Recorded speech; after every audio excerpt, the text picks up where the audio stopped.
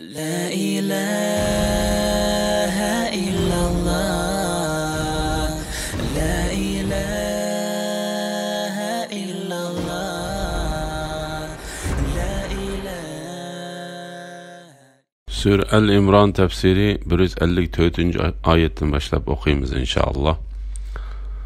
Elhamdülillah ve salatu ve selamu ala Resulillah ve ala alihi ve sahbihi ve sellem. Amma ba'd. Esselamu aleyküm ve rahmetullahi ve berekatuhu. Tövende dehtenlağa İbn Kesir rahimahullah'ın Kur'an-ı Kerim tefsiri Uygurca tercümesinden Sure Al-İmran 154. ayetinden başlayıp okuyumuz inşallah. Ba'de euzu billahi mineşşeytanirracim.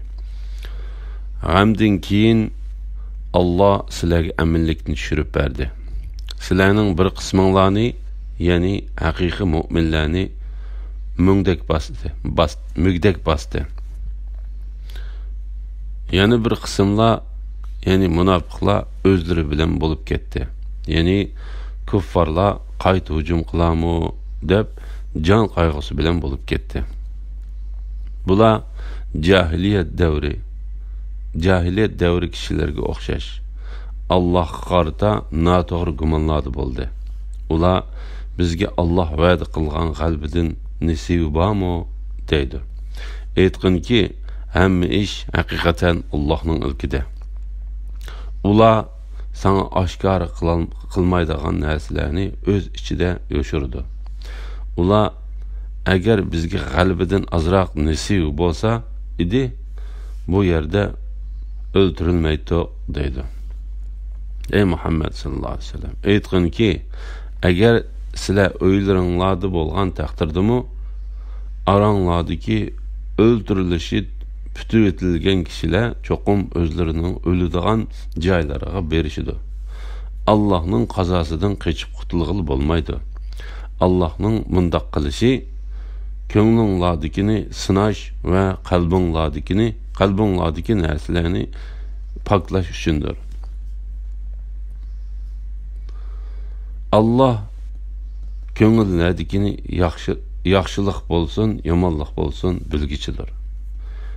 İki qo'shin, ya'ni musulmonlar bilan mushriklar bir-biri bilan uchrashgan kunda ichinglardagi jangdan haqiqatan yuz o'rgan kishilarni ba'zi qilmishlari, ya'ni payg'ambarning amriga muxolifatchilik qilganligi tufaylidan shayton tiyildirishga urindi.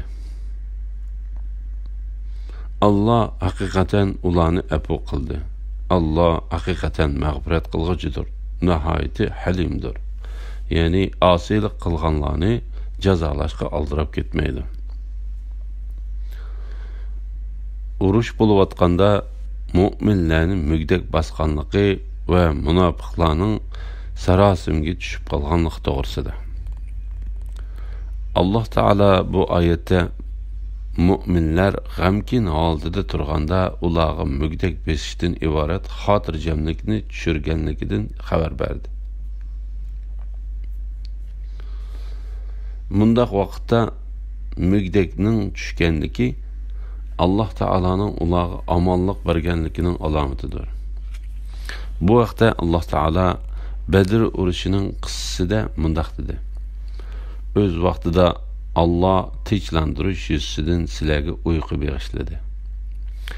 İmam Buxoriy Abu Talha radhiyallohu anhuning mundaq deganligini rivoyat qiladi. Uhud urushida men mugdek besib ketgan kishilarning ichida bor edim. Hatta qilichim qo'limdan bir necha qitim tushib ketdi. Yana tushib ketadi, olaman. Yana tushib ketadi, olaman. İmam Tirmizi Abu Talhaning mundaq deganligini rivoyat qiladi. Men Uhud urushi kuni beshimni ko'tarib atrofimga qarasam, hammasi qalqinni tutib mugdab o'ltiradi. O'zlarini o'ylashdan boshqa g'amlari yo'q bir guruh munofiqlar bo'lib, ular eng qo'rqinchoq va haqiqatni qayirib qo'ygan kishilardir.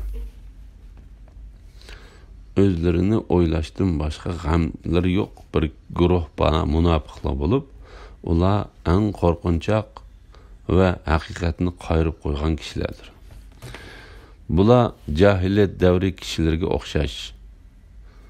Allah'a karta natoğru gumanladı boldu.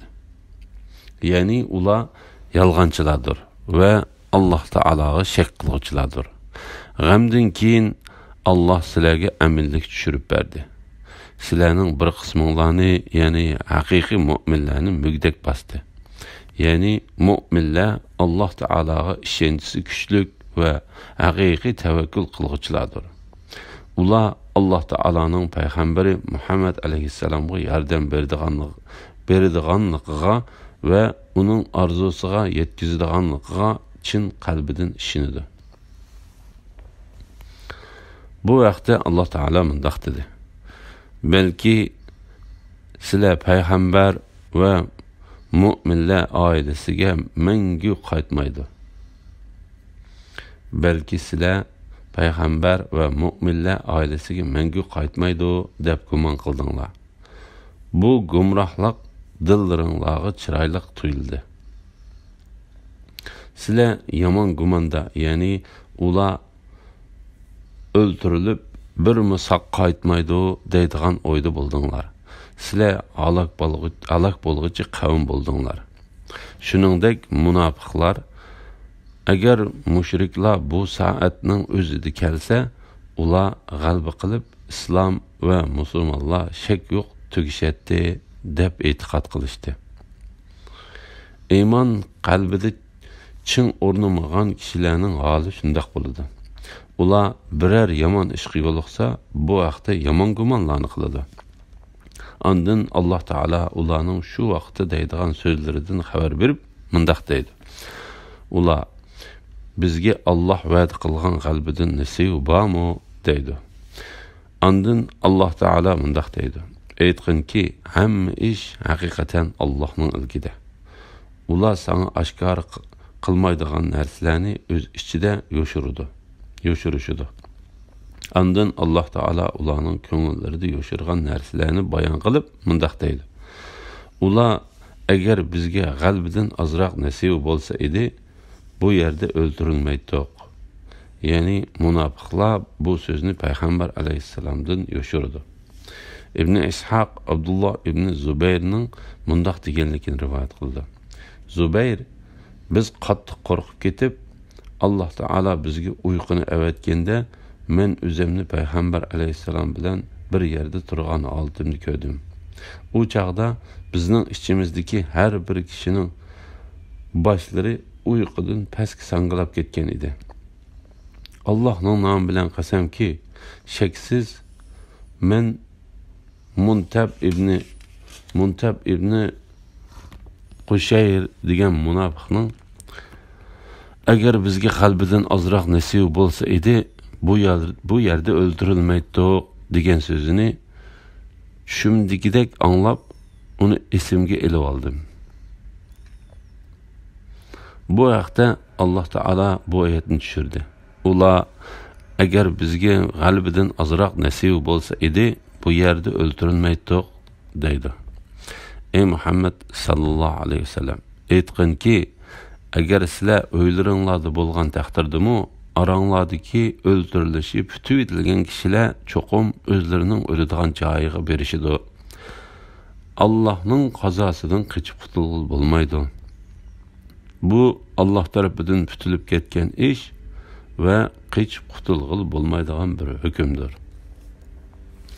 Allah'ның munda qilishi ko'nglinglardagini sinash ve qalbinglardagi narsalarni poklash uchundir.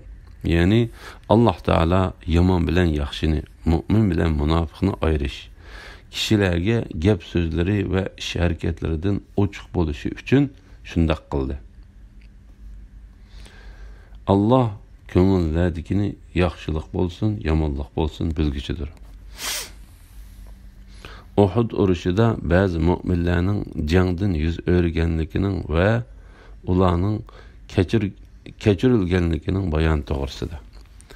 İki qo'shin, ya'ni musulmonlar bilan mushriklar bir-biri bilan uchrashgan kunda ichinglardagi jangdan haqiqatan yuz o'rgan kishilarni ba'zi qilmishlari, ya'ni payg'ambarning amriga muxolifatchilik qilganliklari tufaylidan shayton tiyildirishga urindi. Ya'ni ularning ilgari qilgan ba'zi gunohlarining sababi bilan deganlikdir. Salaf olimlarining ba'zisi mundaq deydi: yaxshilikqa berilgan savoblarning ichidan yaxshilikning keynidan yana bir yaxshilikni nisb qilish, yomonlikqa berilgan jazoning qatoridan u yomonlikning keynidan yana yomonlikqa giribtor qilib qo'yishdir.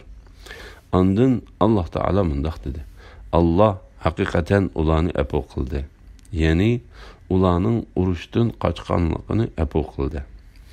Allah haqiqatan mag'firat qilg'uchidir. Nihoyatda halimdir. Ya'ni osiylik qilganlarni jazolashga oldirib ketmaydi. Imom Ahmad Shaqiqning mundaq deganligini rivoyat qiladi. Abdurrahman ibn Avf Valid ibn Uqba bilan uchrashdi. Valid uningga: "Sen nimishqa mu'minlarning boshlig'i Osmonga qo'pollik qilding?" dedi. Abdurrahman uningga: "Sen uningga, ya'ni Osmonga yetkizib qo'ygan. Men Uhud kuni urushdan qochmadim. Badr kuni urushdan qilib qolmadim va Umarning zamonasidagi ocharchilikda yurtni tashlab boshqa yerga ketmadim" dedi. Valid bu gapni Osmonga yetkazdi. Osmon Validga: "Ammo uning men Uhud kuni urushdan qochmadim degan gapiga kelsak, u qandoqmi Alloh taolo kechirib o'tgan bir gunoh bilan meni ayblaydi?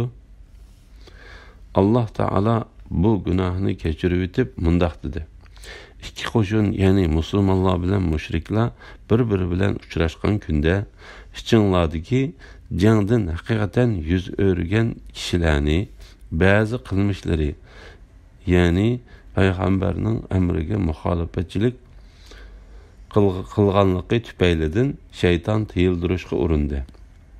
Alloh haqiqatan ularni afv qildi.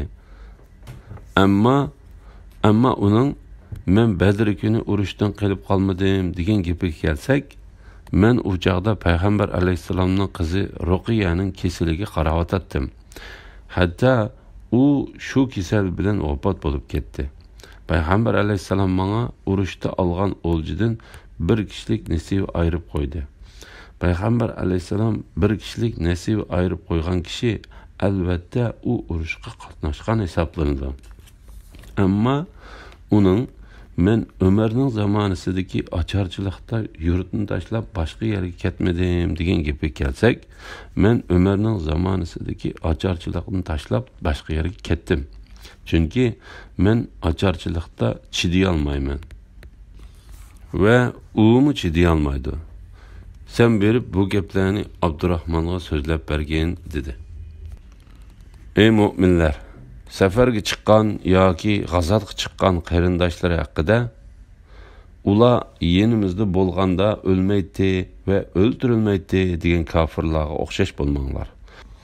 Alloh buni ularning dillarida hasrat qilsin. Alloh tirildirdi va o'ldirdi. Ularning g'azotga chiqmasligi ularni o'limdan qutuldira olmaydi. Alloh qilmishinglarni ko'rib turg'uchidir. Shubhisizki, agar sizlar